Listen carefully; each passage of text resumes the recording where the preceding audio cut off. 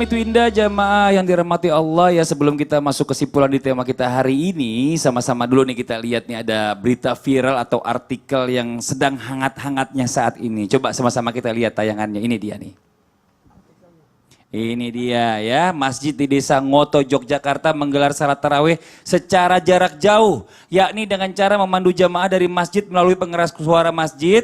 Lalu warga mengikuti arahan dari sumber suara tersebut dari rumah masing-masing. Nah ini agak kreatif sih, cuma agak pertanyaan juga. Karena kan bingung juga nih, kalau misalnya imamnya di masjid ya kan, jamaahnya di rumah masing-masing. Sama-sama menghadap kiblat. Ini kira-kira sholatnya sah nggak nih? Terpisah dengan jarak jauh nih. Ustazah Lulung dulu deh, silakan nih Bunda. Baik, jadi di dalam beberapa literatur ya kan al ulama warasatul anbiya dalam hadis. Ulama adalah pewaris para nabi. Jadi banyak beberapa pendapat para ulama. Yang pertama dari Syafi'iyah bahwasanya sah sholatnya asalkan ketika sholat imamnya itu masih kedengeran bacaannya dan si yang sholat ini masih ngelihat ada saf. Jadi mata dia tuh masih ngeliat ada saf. Ini dari Syafi'iyah. Kemudian juga dari para jumhur ulama sah sholatnya.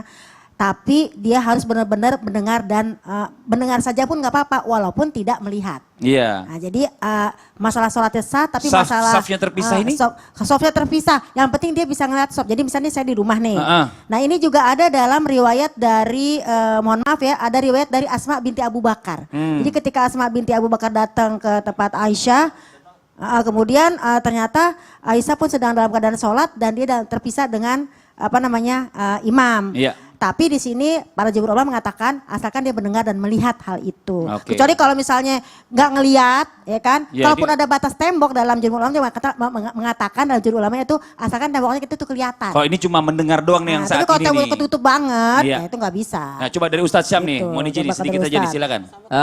Kalau kami lebih baik hati-hati bahwasanya ya udah sholatnya masing-masing imam di rumah aja gitu, karena takutnya kalau yang dipakai tadi dari Umi Lulung, takutnya Umi ada yang mengatakan ya udah kita ikut Mekah aja kan kelihatan safnya tuh masjid yang ada di Mekah jauh lewat di TV. TV. beda Iya. di TV. Ya misalnya ada lewat TV atau TV. apa segala macam. Jadi TV enggak? ya TV nggak enggak. boleh ya Umi. Boleh kalau TV. Ya, jadi sebenarnya cari amannya aja ya, lebih baik sholat sendiri-sendiri Atau masing-masing mungkin di kalau rumah. seandainya di masjid ada imam, tetap ada imam lagi di rumah mengikuti suara yang di masjid, belajar. Itu mubalaghahnya, Iya. penyambungnya Suaranya berarti. Menyambung, Penyambungnya. menyambung imam. Jadi solusinya begitu. Jadi imam-imam dia di masjid jadi imam. Iya. Pengeras suara itu membuat semangat, berarti semua nanti salatnya bersama-sama selesai. Iya, imam yang di rumah imamnya mengikuti yang di masjid, bacaan Iya, surahnya, bacaan surahnya. gitu ya kan. Betul. Nah itu Itu mungkin lebih solusinya. baik, lebih aman. berarti Karena ya.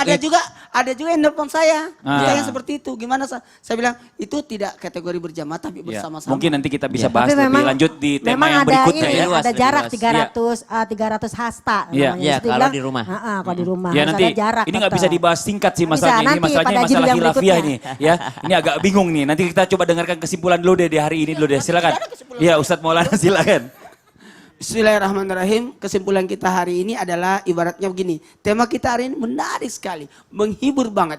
Kaya di masa corona, memang bisa kaya di masa corona, yakni kaya hati dengan menata, niat baik, ikhlas dan penuh menyambungkan dengan penuh kegembiraan. Itulah kekayaan. Jadi kita mohon maaf, sabar tidak cukup, tapi naikkan lagi ke ridho. Ridho nggak cukup, tapi bersyukur atas keadaan. Masya Allah. Jadi itu bentuk kekayaan. Dan ingat, kaya dalam bentuk apa?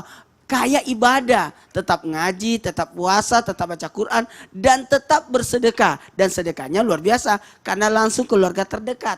Lalu melaksanakan hubungan silaturahminya. Masya Allah. Nah sekarang nih sama-sama ya kita berdoa nih bersama ya. Mudah-mudahan Allah melapangkan rezeki kita bagi kita semua di Amin. tengah-tengah Amin. ada virus corona atau wabah corona ini. Silakan dipimpin Ustaz Syam, mohon izin waktunya Ustaz Syam. أعوذ بالله من الشيطان الرجيم بسم الله الرحمن الرحيم الحمد لله رب العالمين الرحمن الرحيم مالك يوم الدين إياك نعبد وإياك نستعين اللهم صل على سيدنا محمد وعلى آله وصحبه أجمعين اللهم أكرمنا بالرزق الحلال وارزقنا من حيث لا يحتسب اللهم إنك عفو كريم تحب العفو فاعف عنا يا كريم ربنا آتنا في الدنيا حسنة وفي الآخرة حسنة وقنا عذاب النار وصلى الله على سيدنا محمد والحمد لله رب العالمين Amin amin ya rabbal alamin. Masya Allah, alhamdulillah. Demikianlah perjumpaan kita hari ini, semoga bermanfaat. Dan jangan lupa insya Allah buat jamaah yang ada di rumah ya, kita ketemu besok jam 5 pagi waktu Indonesia bagian Barat hanya di Trans TV. Akhirnya saya Fadli mohon undur diri. Mohon maaf atas segala kekurangan. Wabillahi taufiq wal hidayah. Wassalamualaikum warahmatullahi wabarakatuh. Waalaikumsalam warahmatullahi wabarakatuh. Sallallahu ala Muhammad sallallahu